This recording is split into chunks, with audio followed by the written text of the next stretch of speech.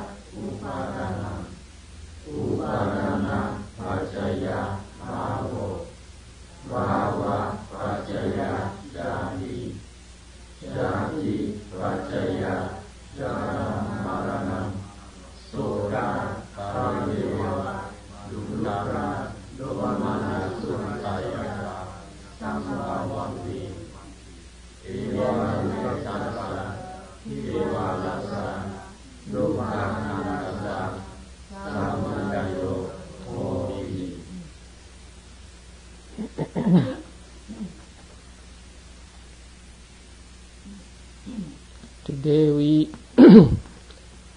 come to the 10th link, that is between bhava and jati. Now, I hope you remember that there are two kinds of bhavas. In the link between upadana, clinging, and bhava, so we explained that there are two kinds of bhavas. The first one is kama bhava, the process of kama, and the other one is upapati bhava, the process of rebirth. So kama bhava means just kama, wholesome or unwholesome karma, and upapati bhava means actually rebirth. So rebirth in different realms. Now we come to the 10th link, that is between bhava and jati. Jati here means rebirth. So it is the same as upapati bhava, the rebirth process. So in the sentence bhava paccaya jati, we must take bhava to mean only the kama bhava, not the upapati bhava.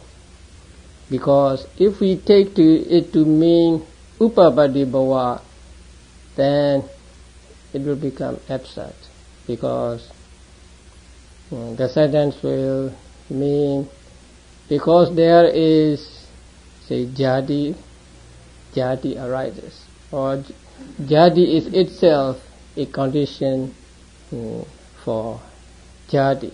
So that is absurd. So in this link, bhava means only kama bhava.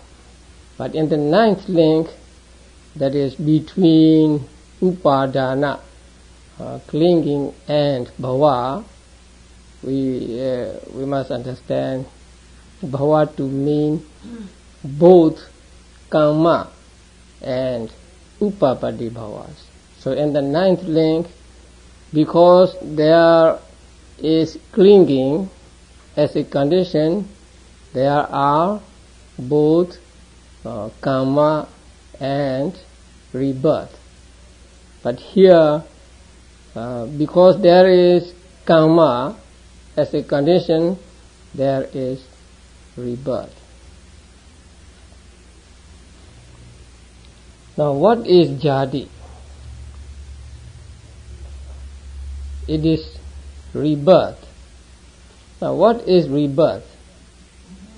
Now, rebirth or jadi is defined as the first manifestation of any aggregates in living beings when they are born anywhere. So that means the first appearance of aggregates at the beginning of a life. Now, for human beings, jadi or birth means not birth, but the conception. So, at the time of conception, there arises relinking consciousness. And along with this relinking consciousness, there are mental factors and some material properties. So these are actually 5 aggregates. So the first appearance or first arising of 5 aggregates in one given life is called jadi. And for devas, for gods and brahmas, and since there is no staying in a mother's womb for 9 or 10 months for them, because when they are born, they are born as fully grown beings. So for them also, the first arising of the aggregates at the beginning of their life, that is jadi. This rebirth is, according to this link, conditioned by bhava or kama bhava or wholesome or unwholesome karma. Now, wholesome or unwholesome karma is conditioned by what? Bhava is conditioned by upadana, clinging. And clinging is conditioned by tanha, craving. And craving is conditioned by vedana, feeling. So you have some good feeling about something, and then you are attached to it. And that attachment grows into clinging.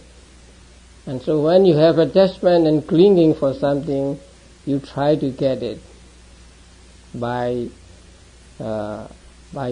any means, by correct means or by wrong means. So when you do something correct or good, there is wholesome karma, and when you do something bad, wrong action, there is unwholesome karma. And as a result of that wholesome or unwholesome karma, there is jadi, there is rebirth. Rebirth as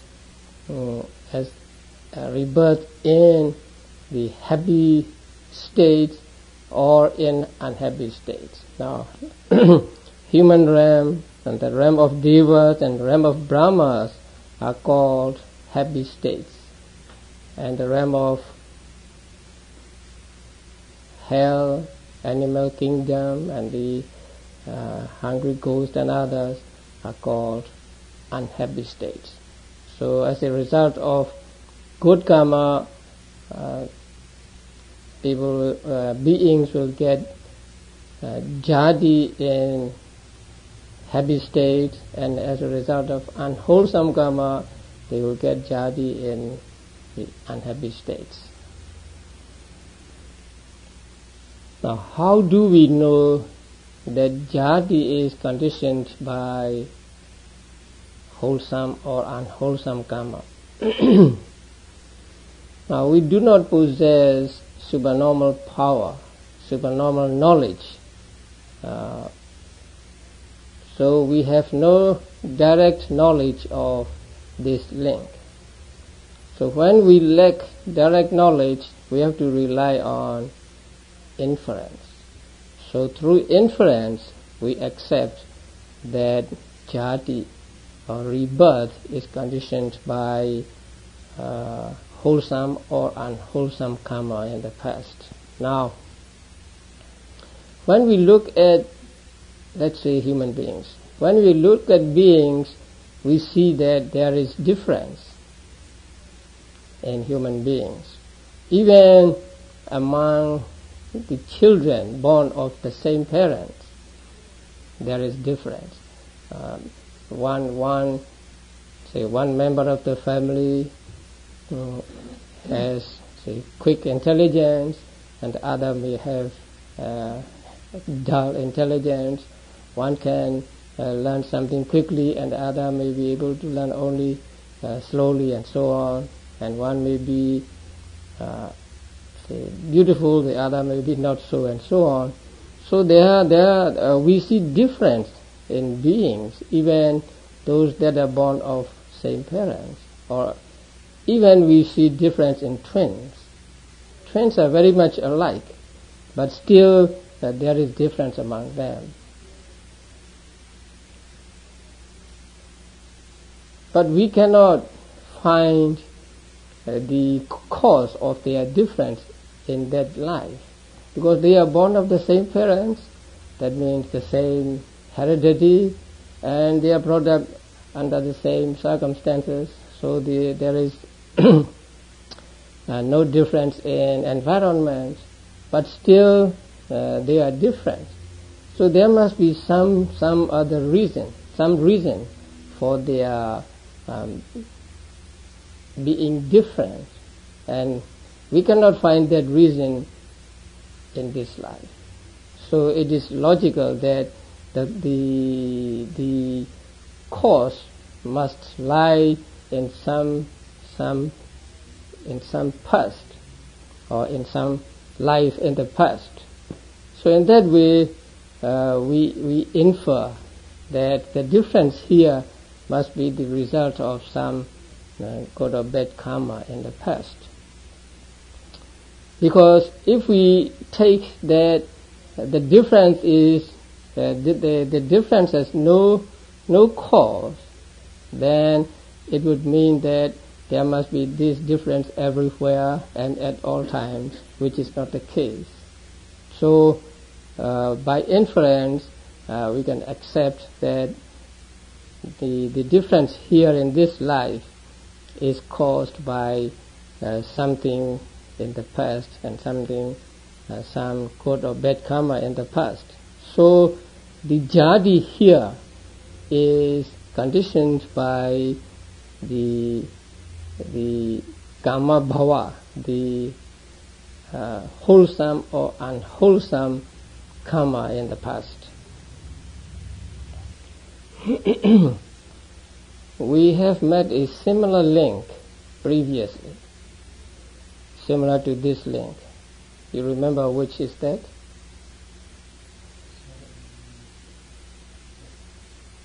Between the second link, right?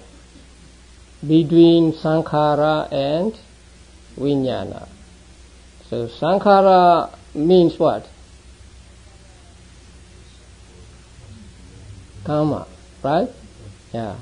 And the vijnana means relinking consciousness, or rebirth consciousness. And I told you that the sankhara, the difference between sankhara and kama bhava is that sankhara belongs to the past period, and kama bhava belongs to present period. So the link is the same, but there only vijnana is mentioned. But here jadi includes vijnana and also its concomitants, mental factors, and also material properties arising together with it. So jati is, say, wider than vijnana there. The vijnana there is included in the jati here. And there is no explanation why vijnana only is taken there. I think because Buddha wanted to explain the relationship between vijnana and its concomitants there, so that vijnana only is taken, and then the next link is between vijnana and nama rupa, which arise together with vijnana. But here Buddha takes all these things as a whole, as one whole, and so he says here only jati. So bhava paccaya jati. So these two links are actually the same. Okay, the next link is between jati and jara marana, rebirth and old age and death. It's not difficult to understand that old age and death are conditioned by jati, rebirth, because when there is rebirth as a human being, there is old age, getting old, say, day by day, and at the end there is death. So the getting old and death are dependent upon rebirth as a human being. So rebirth is a basis for old age and death. So they are said to be conditioned by jati or rebirth.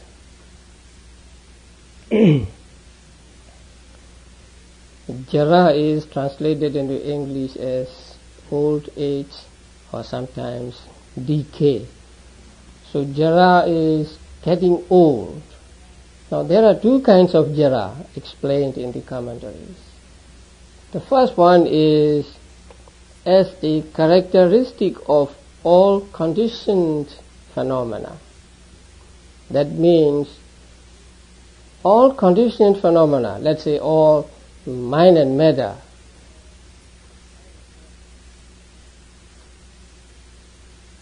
have three moments of existence. When we say a consciousness exists or a matter exists, we mean that this consciousness or matter goes through the three stages of existence. The first stage is a rising stage, and the second stage is called static stage, that is continuation, and the third stage is death or disappearing. These three stages are called three characteristics of all conditioned phenomena. Everything that is conditioned has to go through these three phases. The middle phase, which is called static phase or continuation, is actually the stage of getting old. So jara as a characteristic of all conditioned phenomena means that static stage. The other thing is obvious jara, that is the oldness of aggregates included in a single becoming. That means the aggregates becoming older and older, moment by moment, day by day, year by year. So this is the second kind of jara is we can call visible jara. Although jara is said to be not visible by the eye. Can you see jara? Can you see old age? Do you think you can see old age?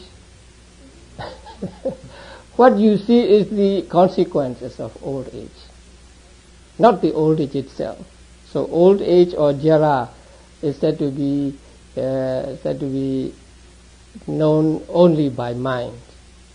So we can see only through mind the old age of getting old.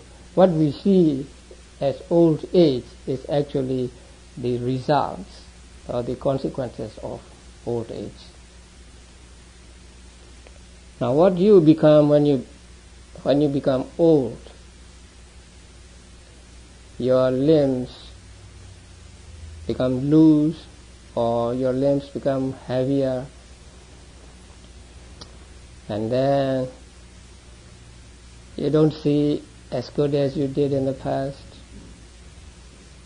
You may have impaired hearing, or your taste buds may not be as keen as they were before, and so your faculties become also deteriorated.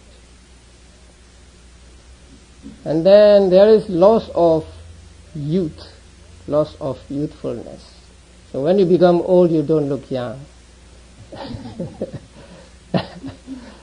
So in 1990, I went to Japan,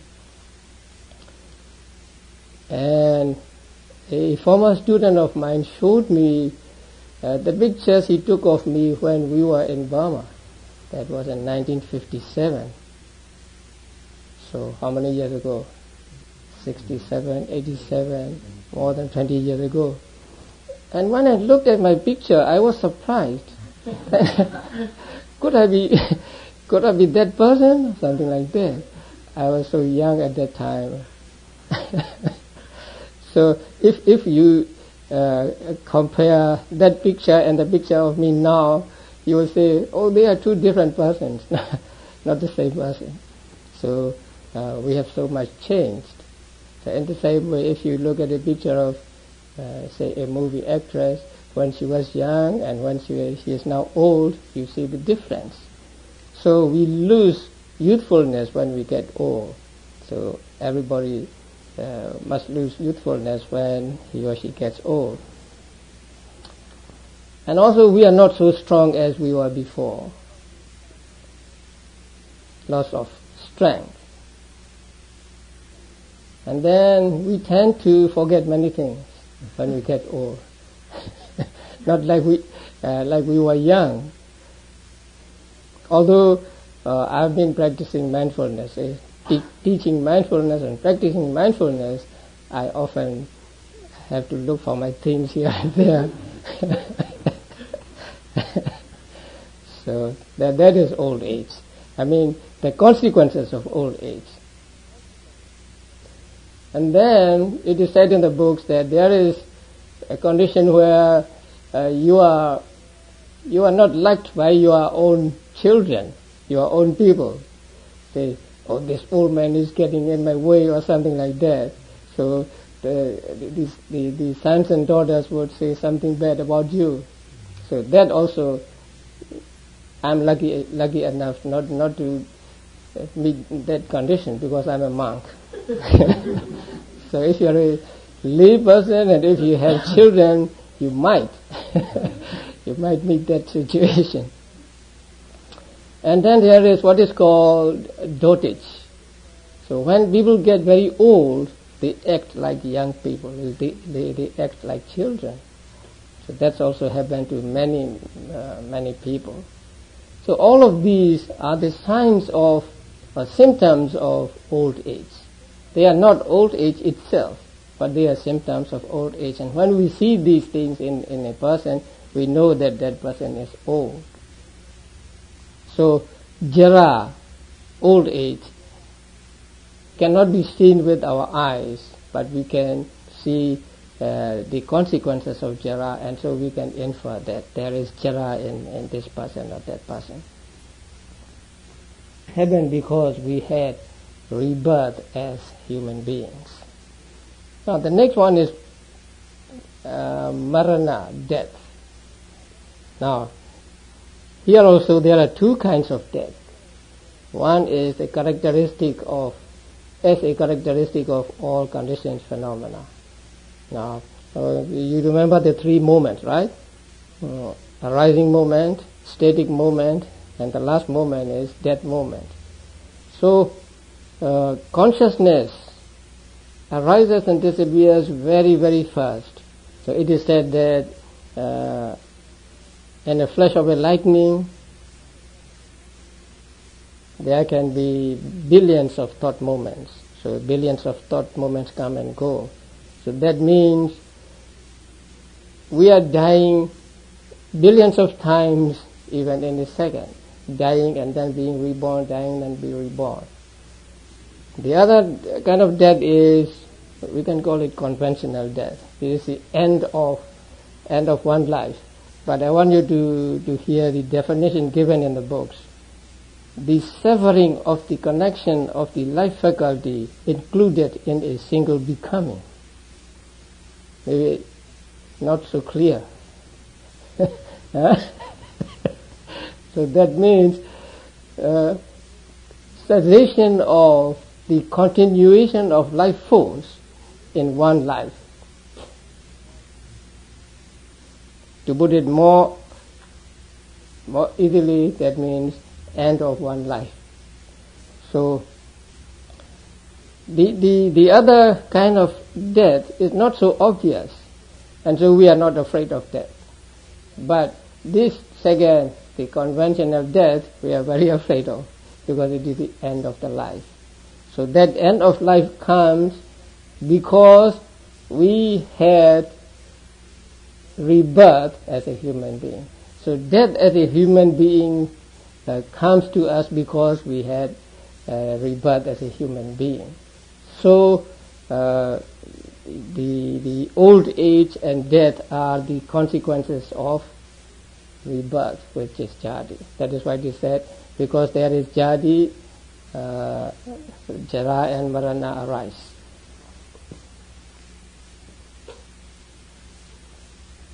The whole of dependent origination is applicable only to living beings. But this last link, the link between jadi and jara marana, can be applied to inanimate things also. If we take jadi as just the beginning, or just the arising. So when there is jadi, when there is a beginning, there is surely the getting old and also the destruction at the end. So when there is a beginning, let's say there is an end. And this is a natural law. It is not created by the Buddha or by any person. It is a natural law. And this natural law cannot be overcome or cannot be transcended. So everything, every being or everything comes under this law. So we must understand this correctly, so that we do not wish for what is against this law. Now, if we accept this law, that when there is a beginning, there is an end, then we can understand that there can be no such place, no such realm, where we can be reborn and then live forever there. Can there be such a place, such a realm, such a life? We will be reborn there, and then we will not die, and we will go on forever enjoying life there. I wish that there was such a thing as that. We would all go there and enjoy ourselves there. But that is impossible. That is against this law of arising and disappearing. So we must understand this. And so when we wish for something, we must keep this in mind, and we must not make the wrong wish. That, may I be reborn in say, nirvana, or may I be reborn in heaven and then may I be able to live there forever. That is impossible. So long as there is arising, so long as there is rebirth, jara and marana cannot be avoided. So jara and marana are the unavoidable, inevitable consequences of jati. That is why, according to Buddhism, there can be no heaven. Heaven as a place where beings will be reborn and then they will live there forever, enjoying sense pleasures. So that such a place is unthinkable in Buddhism. Jara and marana as consequences of jati. There are others as well. Soka, parideva, dukkha, domanassa, and upayasa. Now, if you know Pali, you will see that jara and marana are compounded as one word, and then soka, parideva, dukkha, domanassa, and upayasa. These 5 things are compounded as another word. So they are separated. Jara marana is one compound word, and soka, etc. is another compound word. So why are they separated? Why not make it into one long compound? Now, jara and marana are unavoidable consequences of jati. But soka and others are not so. They are incidental consequences of jati. That is why they are separated here. Now, soka. Soka is what? Sorrow, right? Sorrow caused by loss of relatives, loss of wealth, loss of health, loss of virtue, sila, or loss of right view. So sorrow really means domanassa, this pleasurable feeling in the mind. And the next one is what? Parideva, lamentation. Now, lamentation means crying. So when people are sorry and they cry, they say something.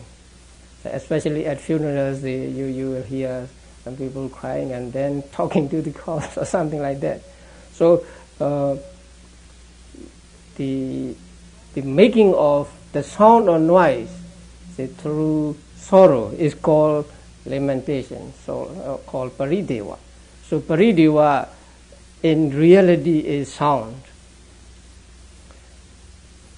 Soka, parideva. Dukkha is easy to understand. It is physical pain. So pain experience in the physical body. And domanassa is mental pain. So it is translated as grief. So whether it is grief or not, is some pain in the mind is called domanassa. And then the last one, upayasa, is translated as despair. And it is defined as, explained as anguish produced by excessive mental suffering in one who is affected by loss of relatives and so on. So upayasa is excessive mental suffering. Soka is not so intense as upayasa. So upayasa is more intense mental suffering. Now, sorrow is domanassa and lamentation is sound, right? And bodily pain, dukkha means dukkha feeling. And domanassa means feeling concomitant with to dosa mula, consciousness. And upayasa means dosa itself. Now, the commentaries give a simile to explain the difference between sorrow, lamentation, and upayasa. These three are similar, but they are different in intensity. So sorrow is compared to oil boiling in a pan. So there is fire under the pan, and so it is boiling. That is, sorrow is like that. And when the boiling does not stay in the pan, but say overflows it or spill onto the ground, then it is like lamentation. So sorrow is kept in what do you call it, inside you, but when lamentation comes, you reveal it outside. So the oil spilling over is said to be like lamentation. And upayasa is compared to that oil drying out after excessive burning.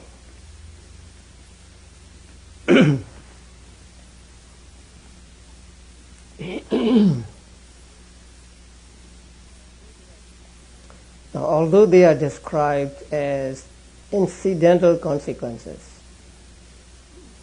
they are very real to us. All of us have experienced all of this. I don't think there is a human being who has not experienced any of these 5 consequences. So, with regard to human beings, they may be inevitable consequences. Even with devas, they may be inevitable consequences, because devas also experience sorrow and so on. When the signs of their end appear to them, then it is said that they experience a great amount of sorrow. Once a deva saw these signs, and then he saw that he was to be reborn in hell, and so he was so afraid of it, and he was so sorry that he went down to the Buddha and asked the Buddha to preach to him. But with regard to Brahmas, it is different. They do not have all these 5 consequences. That is why these are called incidental consequences of jadi. Although they have jadi as Brahmas, they do not experience any one of these, sorrow, lamentation, and so on. You know why? It is said that in the Brahma world, there is no dosa or domanassa. Although they have not eradicated dosa altogether, by being born in the world of Brahmas, they are free from dosa and domanassa in those realms. So there can be no soka, no parideva. And what about dukkha?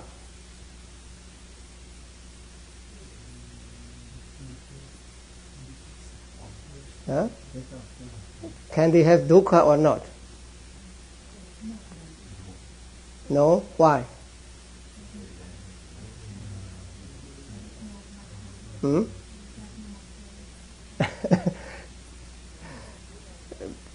Brahmas do not have sense of touch, right? Brahmas have only sense of eye and ear. So they do not have this kind of dukkha through body. so they have no dukkha. And domanassa, grief, no. And upayasa also no. So Brahmas do not experience these five, although say, they have jati or rebirth as a Brahmas. That is why they are separated and they are called incidental consequences of rebirth. So now we have come to the end of the links. So how many links are there? There are 11 links. And how many are the ones that are linked? Or how many factors? There are 12. Okay. Now, the commentary says that this formula or these links should be viewed as a wheel or a circle. And there is no beginning point in that circle. Now, the commentary explains it by pointing out that when sorrow, lamentation, and others arise, there is moha. I mean, there is ignorance together with them. When there is sorrow, there is ignorance with it. When there is lamentation, there is also ignorance with it, and so on. So, although ignorance is not mentioned by name, there is ignorance every time when there is sorrow, lamentation, and so on. So when there is ignorance there, then through ignorance there are sankharas, and then through sankhara there is vijnana, and so on, and so it goes on and on and on like that. That is one explanation. Now the other explanation is based on the Buddha's teaching that with the arising of the asavas, with the arising of kankas, there is the arising of ignorance. So to follow that, we must find kankas in these 12 links. And the commentary explained that soka and others are conditioned by kankas. Now there are 4 kankas.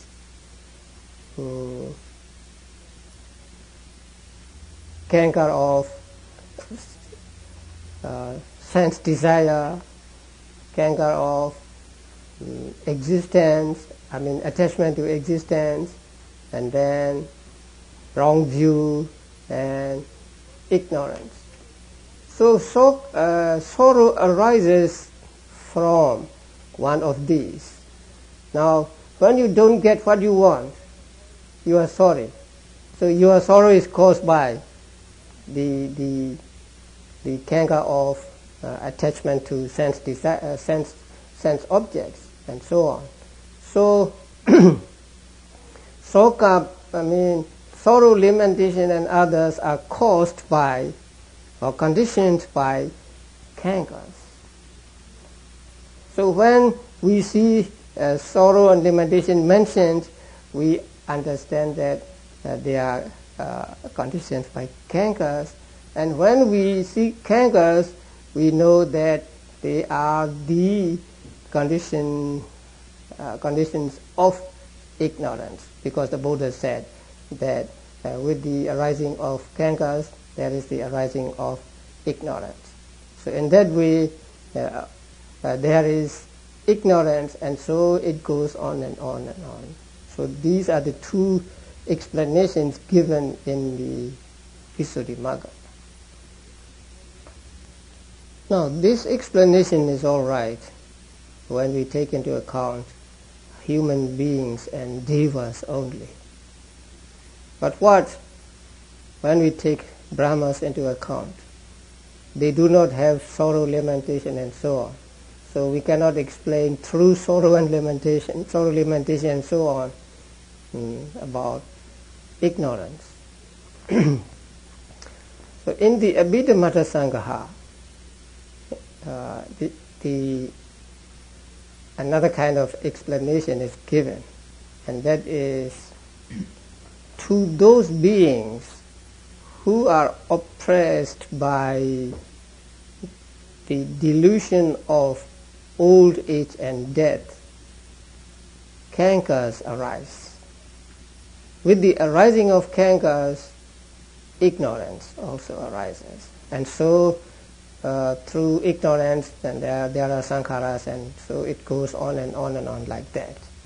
So I think that explanation covers all beings, human beings, devas and brahmas.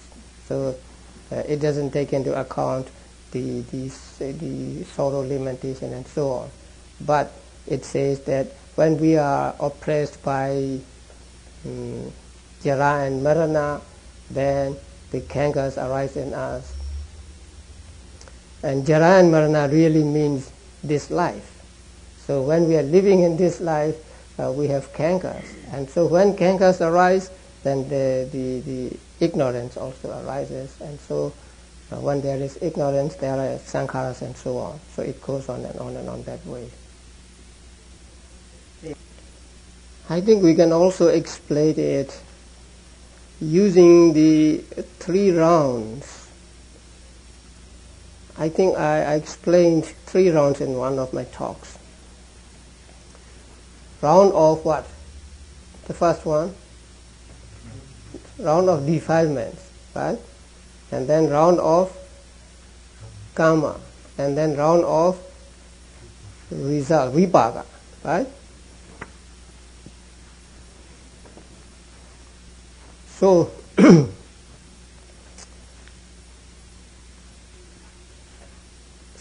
let's say we see something and we do not practice mindfulness towards that thing. So if we do not practice mindfulness, we do not understand its true nature. So not understanding its true nature is ignorance. And so we do not understand its true nature, and we think it to be good or to be beautiful. And so we are attached to it, and we have intense desire for it. So there we have ignorance, craving, and clinging. So when there is clinging, when we have intense desire for something, we will do something to get that thing. And so there are actions. Now that means the first, ignorance, craving and clinging, belong to what round? Defilement, round of defilements. So from round of defilements, we now go into round of karma. So we do something good or bad. So when we do something good or bad, there are bound to be the results of either good or bad. So from round of karma, we go into another round, which is round of results. Now, round of results means just vijnana, consciousness, nama and rupa, basis, contact, and feeling. So these 5 are the results. So when we experience these 5, again we have ignorance with regard to them, because when we see something, when we see something and we are not mindful, then we have ignorance and so on. So we go into a round of kilesa, a round of defilements. So we go from one round to another. So there is no end of these rounds going on and on and on, and so there is no known beginning of this wheel of life. So either way, in whatever way we explain the round, I mean the going round and round of these 12 links, there is no known beginning to this round, just as there can be no beginning point in a circle. Say in a circle we cannot say the circle begins here or here or here. So anywhere the circle may begin. So there is no known beginning of the circle. In the same way, this is also going round in circle, and so there is no known beginning of this wheel of life. If this wheel of life has no beginning, why is ignorance mentioned first? Does it mean that ignorance is the first cause of all things?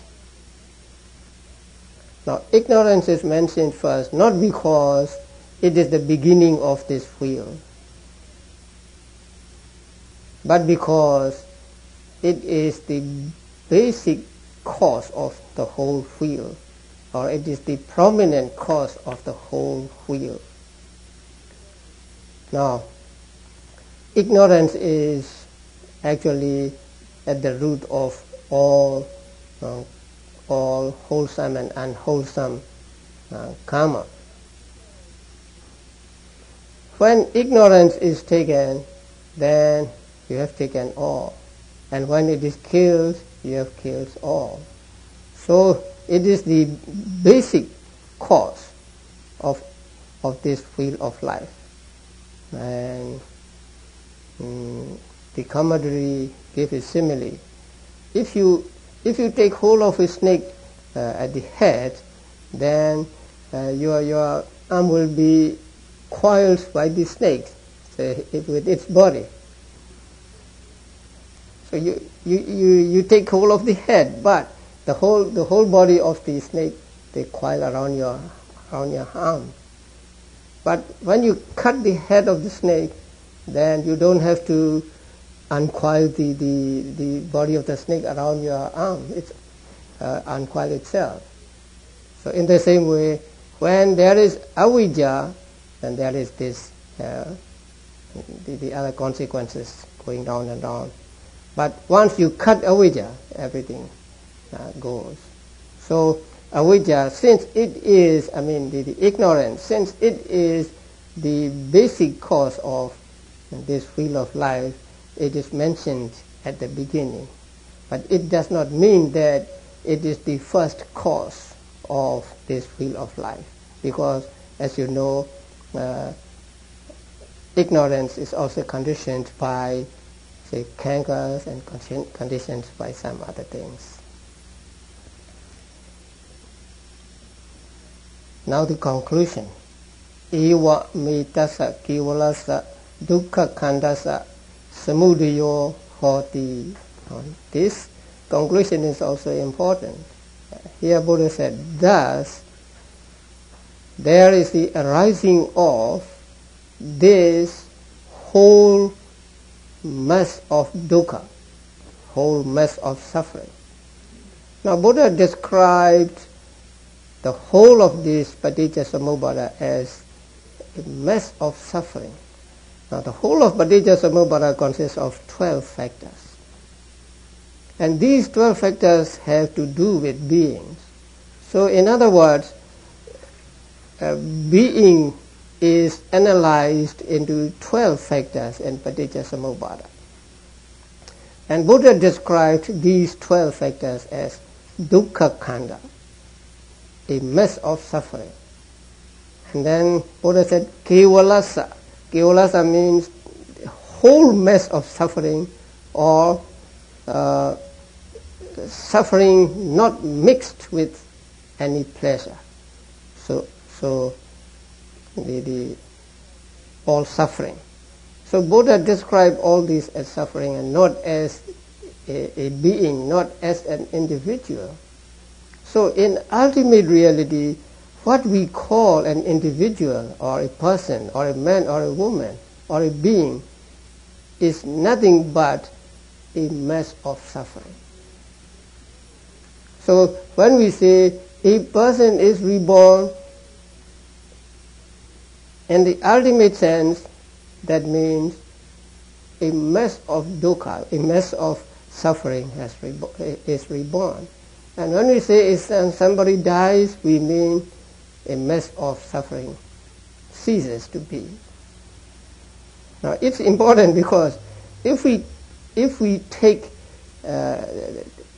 this mass of suffering as a person or as an individual, we have this kind of a wrong view as taking non-being as a being.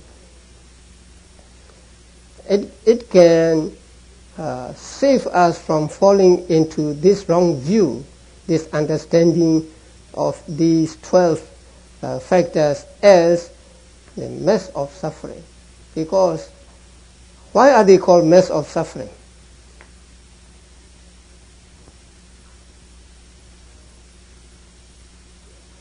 Because they are tormented by arising and disappearing, avijja, sankhara, and so on. They arise and they disappear, arise and disappear, arise and disappear. So they are oppressed by this arising and disappearing. So that is the meaning of dukkha. Dukkha means being oppressed by arising and disappearing. So since every one of these factors is oppressed by arising and disappearing, they fall under the head of dukkha. And so what we call a person or an individual or a being is nothing but this mass of dukkha. And when it arises, we must understand that the dukkha, a mass of dukkha arises, and when a person dies, so we must understand that a mass of suffering dies or ceases to be. So when we talk, we have to use these terms. We cannot avoid using the word person or being or whatever, because we live in the conventional world, and so we cannot do away with conventional terms altogether. But although we use conventional terms, we must understand that what we refer to as a person is actually a group of 5 aggregates or a mass of suffering, a mass of things that are impermanent and so that are suffering and impersonal. So if we understand this, then we understand that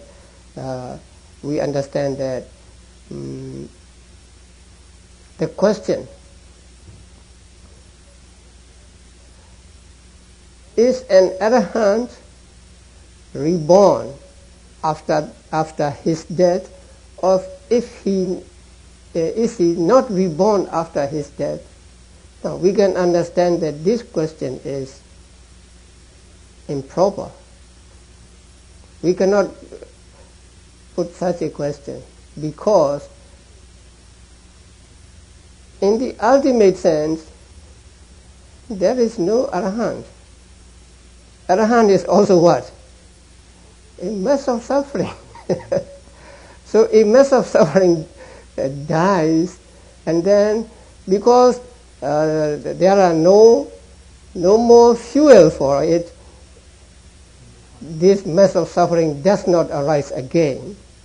So with the cessation of, with the exhaustion of fuel, with the exhaustion of ignorance and craving,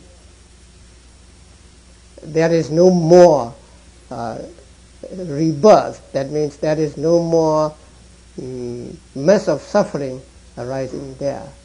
So we don't say that Arahant dies and he is not reborn. If we say this, then we must understand that we use these terms because we cannot avoid using these terms. But actually, what we mean by an Arahant is just a mass of suffering.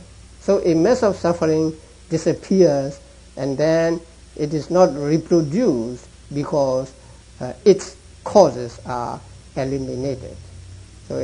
So this is how we must understand.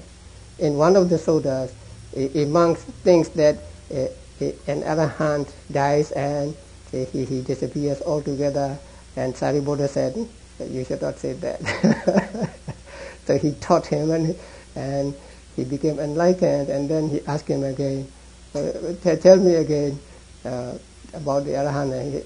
At that time he said, oh, it's just a mess of suffering. So a mess of suffering exists for some time, and then with the exhaustion of the fuel, with the exhaustion of ignorance and craving, and then it does not arise again. Simply that. So something like that. So dukkha khandasa, please be mindful of this word, dukkha khandasa. So we have gone through the Paticcasamuppada, and all we have been doing is just understanding this mess of suffering. So this mess of suffering will go on and on and on so long as we cannot get rid of, or we cannot eliminate the basic cause, avidya, and also its friend, craving, Dhamma. Once we are able to stop from arising, stop these avidya and craving from arising, we'll be able to make an end of this mess of suffering. Sadhu, sadhu, sadhu, sadhu, sadhu, sadhu, sadhu, sadhu, sadhu, sadhu, sadhu, sadhu, sadhu,